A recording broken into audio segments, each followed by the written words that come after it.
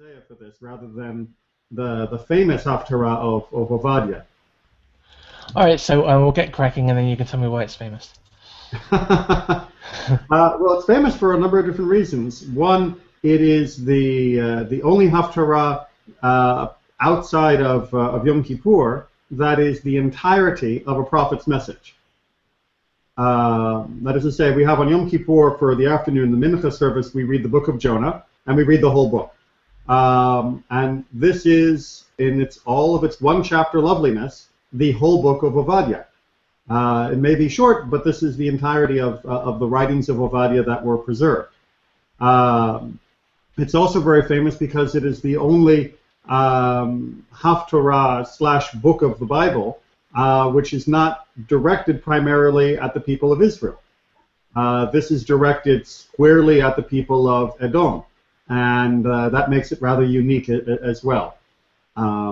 Additionally, the identification of the prophet Obadiah has always been a bit of a controversial one. Not controversial in the sense of anybody's upset about it, but there's been a lot of debate of exactly who is this guy Obadiah that wrote this Haftarah.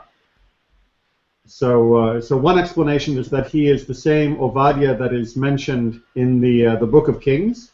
That was the guy who helped save the other prophets during the reign of Ahab and Jezebel, Ahab and Jezebel, and that Obadiah and this Obadiah are the same. There's another interesting interpretation that he is the children of one of the friends, in quotes, of Job, and so that he is writing from the point of view of the experiences that happened through that story. So, but we don't know. But then in that particular case, we also have an idea that he was a convert, that Obadiah was not a native-born, but was in fact descended from the Edomites himself, and therefore he was from Edom and prophesying against it. Yeah, because it does raise some questions. Did he directly give this message to them? Was that message recorded for them? If he is one of the children of the friends of Job, there's some calendar issues there as well, I imagine. Well, it all depends on where you want to put the story of Job in the narrative, and that's not really our topic today. But there's a lot of controversy over that as well. So yeah, we'll probably want to leave Job to another discussion. But there are many opinions that do put it roughly in this time, and there are many opinions that put it far earlier than this time. Yeah, I don't think that's something I want to get my hands, I don't want to say bloody, messy with today. So hi everyone, welcome to Haftarah Half Hour with me, Jason from Spiritualbabies.net. You've kind of come in the middle of a conversation, and joining me this week, as every week on this show, we have Rabbi Joshua Neely. Welcome back, Rabbi Neely. Good to be back. And we're looking at the Haftarah for Vayishlah. And I wanted to say it's Obadiah 1 through to 21, but the correct pronunciation is? Obadiah. Obadiah. All right, great. Can you give us, like, in a nutshell, the kind of main themes of the Torah portion and what the connection is between this message and the Torah portion? Absolutely. So the main theme of the Torah portion is at least at the outset, is the reconciliation, in quotes, between Jacob and his brother Esau. This is the return of Jacob from the land of Haran, where he had married Rachel and Leah and has had all of his children, and now he's coming back to his homeland in Canaan, and he is greeted by his brother Esau, and there is a great deal of tension in the air, to say the least. I don't want to spoil anything, but it all works out more or less okay.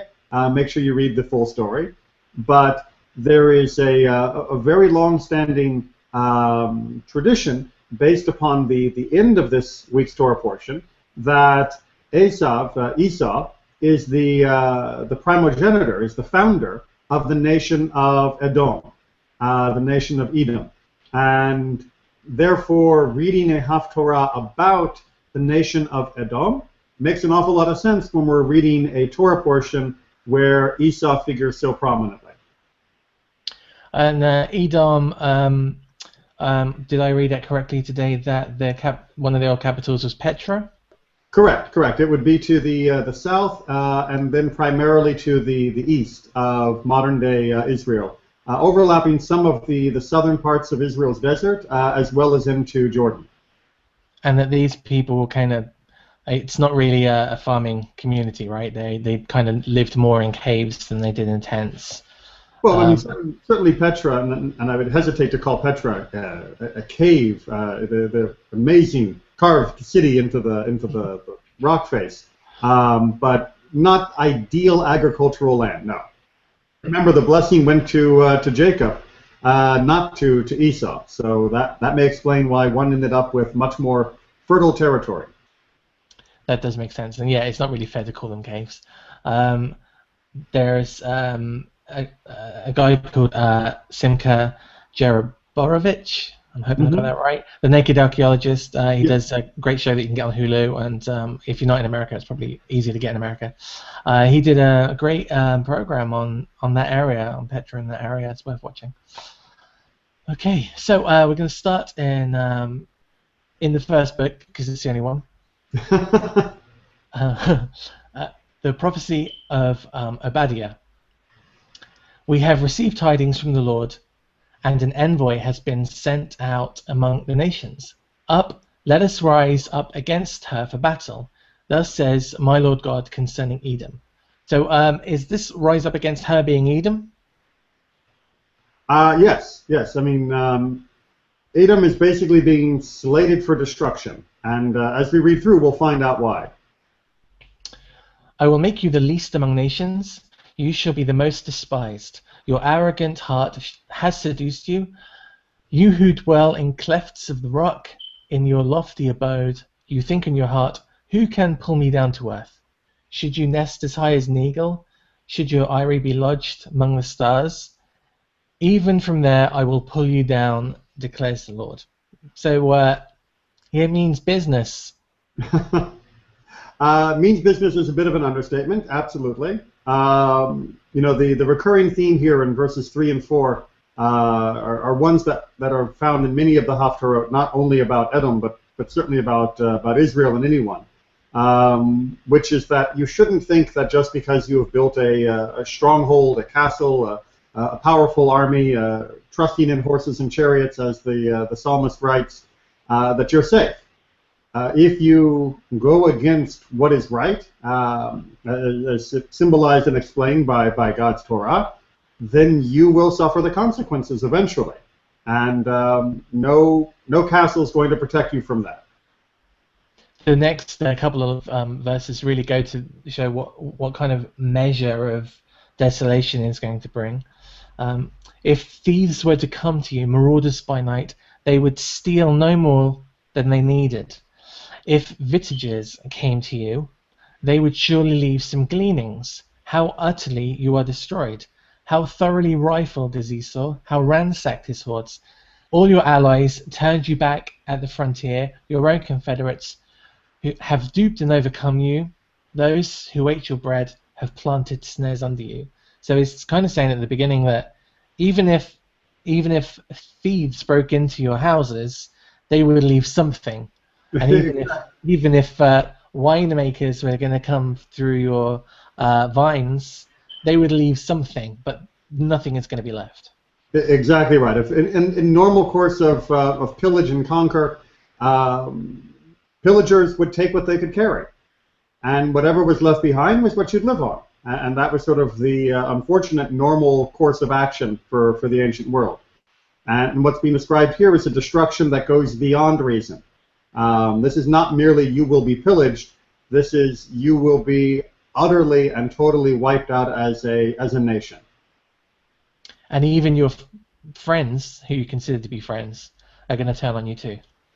Well, the betrayal of allies in particular is a very important part of this whole Haftarah, because it is essentially because of Edom's betrayal of Israel that this edict is being laid down.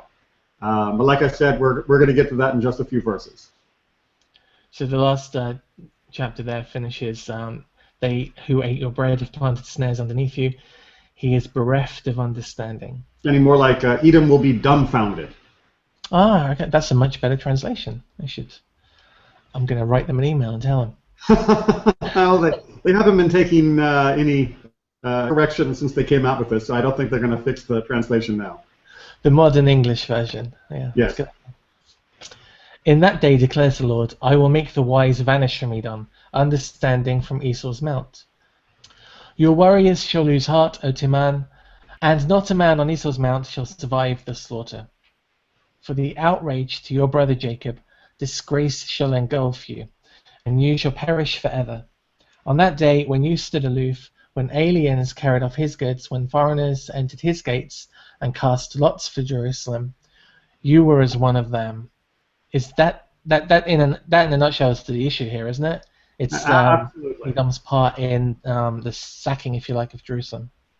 Well, I don't like, but yes, exactly right. Edom is being castigated in this Haftarah and essentially condemned to national extinction, even though individual members may survive, because they participated in the Babylonian conquest of Jerusalem. Although participate, we're going to see, was in a very particular way, is going to be described. How could you gaze with glee on your brother that day, on his day of calamity? How could you gloat over the people of Judah on that day of ruin? How could you loudly jeer on a day of anguish? How could you enter the gate of my people on its day of disaster? Gaze in glee with the others on its misfortune, on its day of disaster, and lay hands on its wealth on its day of disaster.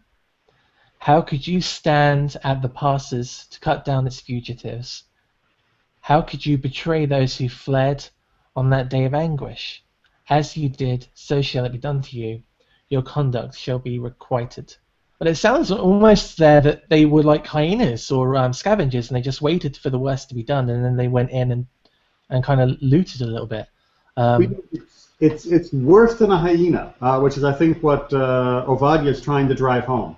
That first part of the passage you just read in verse 12, on your brother that day, the pointed part here was we understood why the Babylonians were doing what they were doing. We understood their drive to conquest, we understood the corruption of their culture, and we understood that we were just one more notch in the Babylonian belt of empire building. But Edom, despite many of the issues back and forth that Israel and Edom have over the centuries, going all the way back to Jacob and Esau's beginning, they were still our brother. And for them to participate in the looting of Jerusalem and in the killing of the refugees was especially egregious. So it's not just that they were scavengers. It's not just that they were opportunistic. It was the betrayal. That we expected this and were not surprised when it came from the foreigners, from the Babylonians, but that it came from Edom is unforgivable. It makes me wonder what the relationship was between Israel and Edom up to that point, whether they were, I don't know, maybe not friendly, but is a working relationship, where there was the kind of trading. Was there a long history of issues up to this point? Was this a surprise? Well, issues would probably be the right way to put it.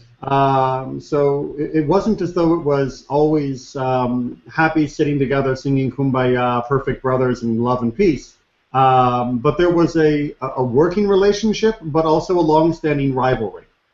Edom and Israel were not friends, but they did cooperate, and they did antagonize one another at different times as well. So the fact that Edom would want to participate in Israel's downfall is not too surprising, but for the author, it seems one step too far. It's one thing to be rivals in life or in business or in whatever is going on, but to take it to this murderous degree, to take it to the point where you're no longer a rival, but now you are a destroyer, just seems to have really gone well beyond what was meant to be the relationship. So 15 finishes, yea, against all nations, the day of the Lord is at hand. And from 16, that same cup that you drank on my holy mount shall all nations drink evermore. Drink till their speech grows thick, and they become as though they had never been. But on Zion's mount a remnant still survive, and they shall be holy. The house of Jacob shall dispossess all those who dispossess them. Which reminds me a lot of I will bless those who bless you, the promise that Abraham had. Parallelism is a very common literary style in biblical poetry. The house of Jacob shall be fire, and the house of Joseph flame, and the house of Esau shall be straw. They shall burn it and devour it, and no survivor shall be left of the house of Esau, for the Lord has spoken. Just rewinding a little bit, from in 15, as you did, so shall be done to you. Your conduct should be requited. Yea, against all nations, the day of the Lord is at hand. All nations, all nations? Well, yes and no. So, yes, all nations, but not all nations in the sense that everyone is going to suffer the same fate that's being described here. The idea that ultimately God will requite, as the translation put it, all nations for their deeds, is a common theme throughout many Haftarot, throughout many of the prophecies. But those nations which have not been brutal, betraying, and rapacious are not going to be punished. So there is a notion that God is the God of the whole world, and God will hold all the world to account. It's simply when God is holding Edom to account, they're going to come up in a very bad position. And I have to go to 16 because that's a little bit confusing for me as well. Well, we're talking here about the cup of victory, the headiness of having won, of looted, of pillaging.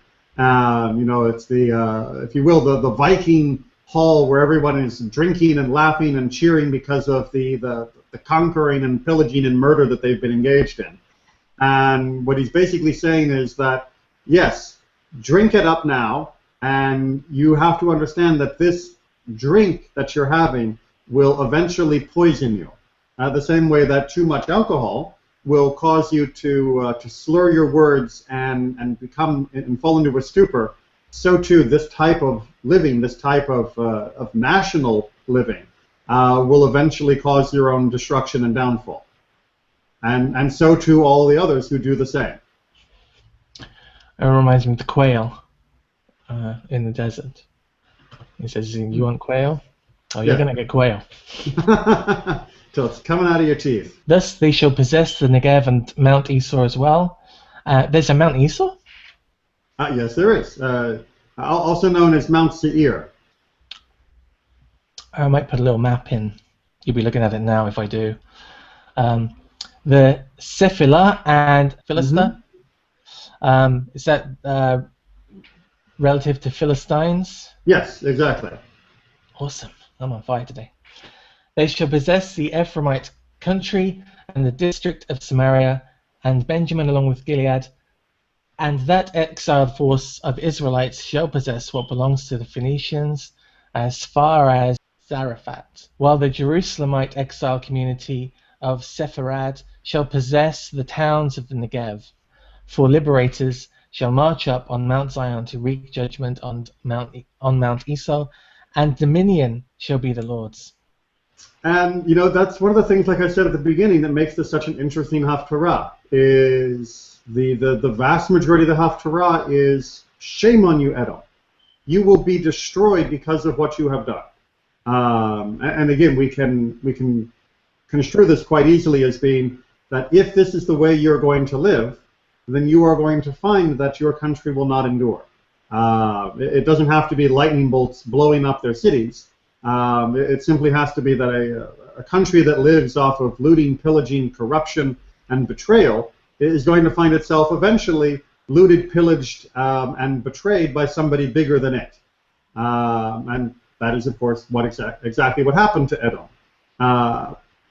But it seems almost as though Obadiah had to leave at the end this positive note. We've mentioned before that Haftarot always finish on a positive note, and it seems that the book of Obadiah as well was loath to finish with verse 18. To just say that there would be no remnant of the house of Esau is not where it wanted to finish, because as the prophets have made clear, their purpose is not simply to shake a fist at a world and say you're going to get it, but the idea is to give hope and courage for people who are trying to live the life properly and to construct the world correctly. So these last three verses are really important for bringing that home. And this final verse, verse 21, is actually part of the daily prayer service. We say this right at the end of the morning preparatory prayers, what's called Psukei de Zimra, right before we move into the Shachrit, the formal morning service, to remind ourselves of this ultimate promise of redemption. Wonderful. Well, I think we're done. Well, there's one more thing, and let me share it with you, and you can decide whether you want to edit it in or out, and whether you want to expand on it or not.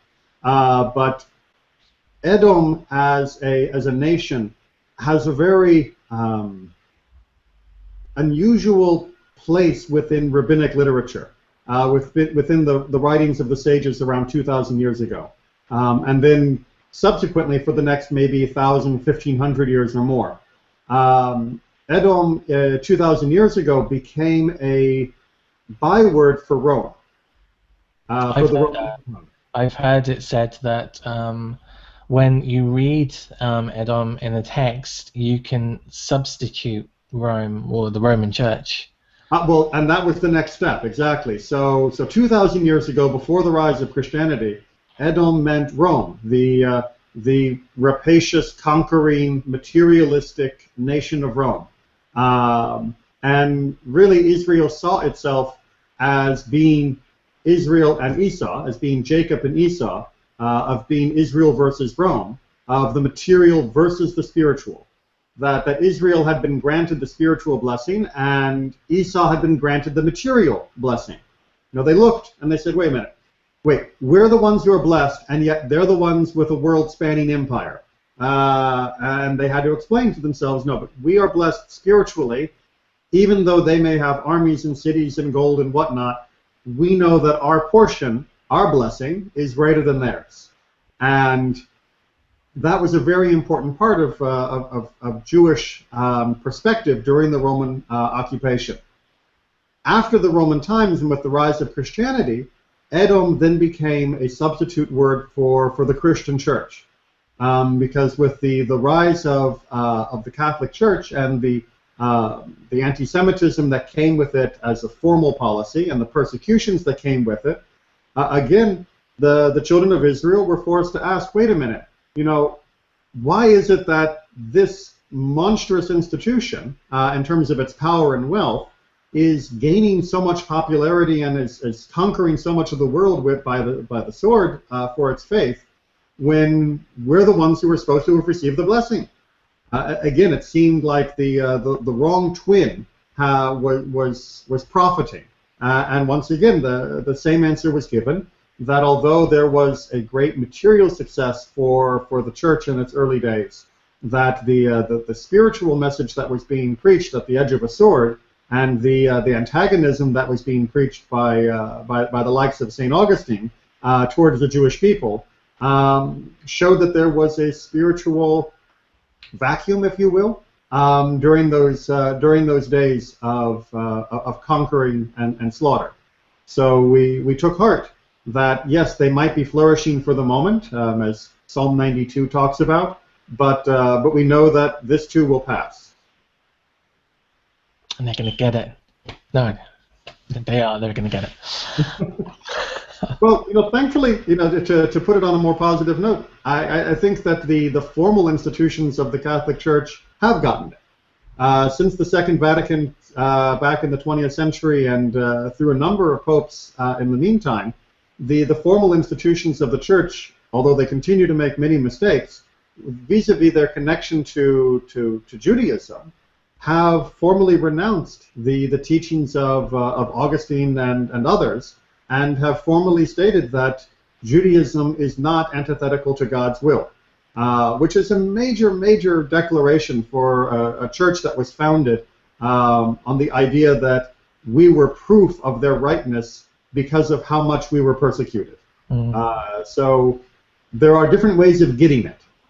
It's funny you mentioned that there's a teaching with regards to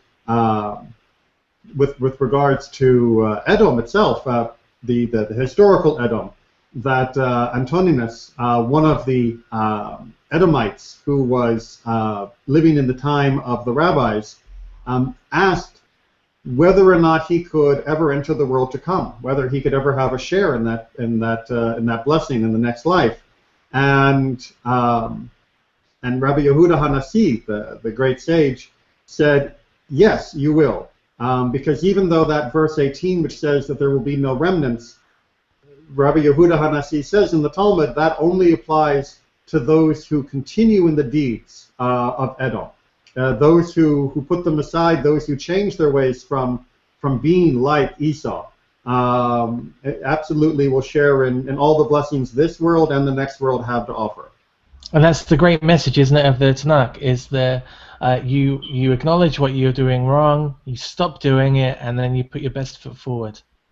And you do that again and again. And you know, the metaphor that always comes back to me with that is that when you walk, you are always falling a little bit. That's the way the human mechanical system works. Is you lean forward, you lose your balance, and then you put your foot out and stop yourself, and then you do it again, and you do it again, and you do it again. And as long as you're willing to put your foot out and stop yourself, and to pick your, get your body back up and get the next step in line, you keep doing that, and that's how you move forward. You can't stop in one place, and you certainly don't want to fall on your face. But that's the whole process. Is we always have a chance to keep moving as long as we're willing to catch our balance and right ourselves again.